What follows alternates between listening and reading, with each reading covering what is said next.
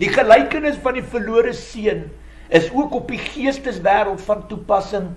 God is jou hemelse pa. Jy is sy seun, jy is sy dogter. As jy gehoorsaam is, die Bybel respekteer en daarvolgens lewe, is jy 'n goeie seun en dogter van God se koninkryk. Maar as jy terugval in sondes, God se naam in oneer bring, lewe of God in sy Bybel nie bestaan nie, dan is jy ook heel waarskynlik verlore, net soos die gelykenis van die verlore seun ons leer. Volgens Openbaring 3 vers 15 en 16 staan jy op die greintjie, op die punt van die afgrond, om deur God uitgespoeg te word. Absoluut die waarheid. Vir God is gehoorsaamheid belangriker as offers. Jy kan nie vir God met sonde behaag nie. God haat sonde. Jy moet bekeer, jy moet tot volle inkeer kom. Dis so kritiek en belangrik. 'n verlore seun, 'n verlore dogter, is 'n verlore siel vir God se koninkryk, tot hy of sy tot inkeer kom en terugdraai na God toe. Enige sonde is vergeefbaar, sê die woord, behalwe as jy die Heilige Gees laster.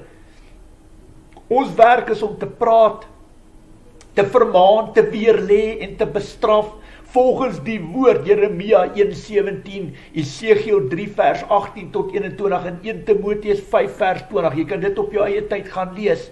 Daar is ook 2 skrifte wat die Heilige Gees baie sterk op my hart lê om met julle te deel.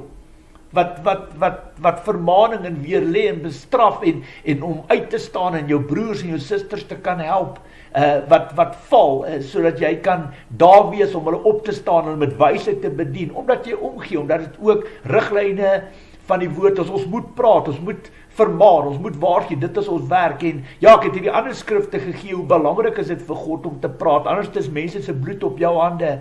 Maar hierdie 2 skrifte vanoggend druk die Here baie sterk op my hart, en ek gaan dit nou met jou deel. En die eerste skrif is Galasiërs 6 vers 1 en vers 2, hoor die woord van die Here. Broers, susters, as iemand in een of ander sonde val, moet julle wat julle deur die Gees, die Heilige Gees laat lei, so iemand in gees van sagmoedigheid reghelp.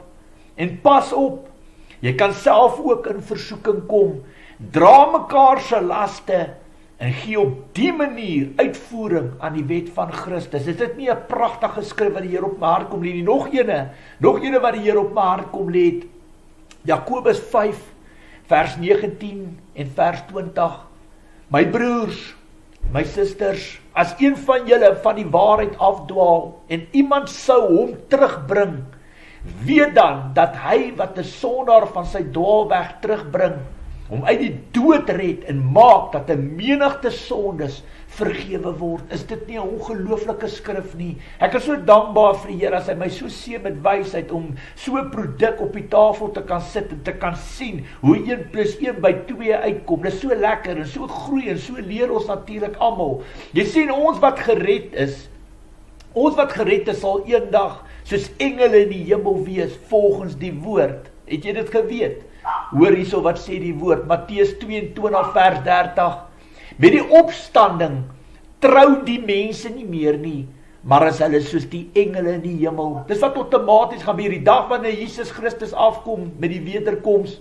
En ons die dag wanneer ons opgaan hemel toe, gaan ons soos engele in die hemel wees. Dis wat hierdie skrif vir ons leer. God se kinders, luister baie mooi. God se kinders lewe nie vir wêreldse skatte nie. God se kinders lewe nie vir wêreldse skatte nie. Ons skatte, ons rykdom, ons beloning wag vir ons in die hemel. So dis heel moontlik sal jy hier op aarde in vlees sal jy brandarm wees en almal sal van jou lag en jou bespotlik maak en 'n grap van jou maak. Maar die dag wanneer jy die tydelike met die ewigheid verhou, sal jy in die skatkis en die rykdomme van die ewigheid instap. En sal jy die vrug, sal jy maai wat jy gesaai het, en sal jy vrug dra van die muntstuk en die talente wat God vir jou gegee het.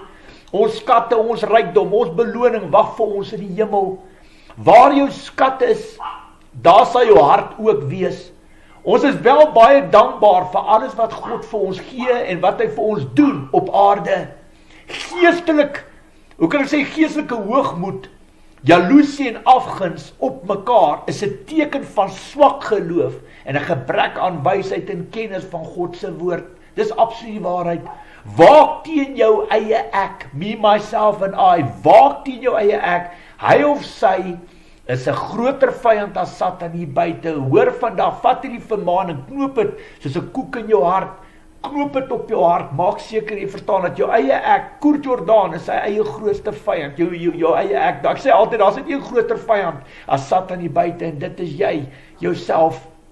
Laat die dooies begrawe, volg jy my. Dit was die woorde van Jesus Christus. Mense wat geestelik dood is, sal met 'n krag moet bekeer en terugdraai na die Here toe. Dit is Jesus se raad aan almal wat wil hemel toe gaan. Wêreldse besittings, afgode, rykdomme gaan nie vir jou plek in die hemel verseker nie. Dit is niks anders as struikelblokke in jou lewe nie. Geniet die lewe, ja, maar moet niks op aarde veraf God nie. Jesus moet ten alle tye op die troonstoel van jou hart sit, niks in niemand anders nie. Jy sien, jy is die hoofpriester van jou eie tabernakel, jou eie liggaam, jou eie tempel. En dit moet jou keuse wees. Spreuke 18:21, lewe en dood is in die mag van die tong. Dit moet jou keuse wees om die drie enige God te aanbid, te dien. God die Vader, Seun en Heilige Gees.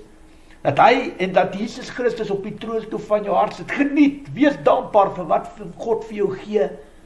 Maar maak seker dat jy niks en niemand op aarde veraf God nie. Dit is die resep vir 'n absolute, hoe kan ek sê, vir 'n suksesvolle pad na God se koninkryk toe, definitief.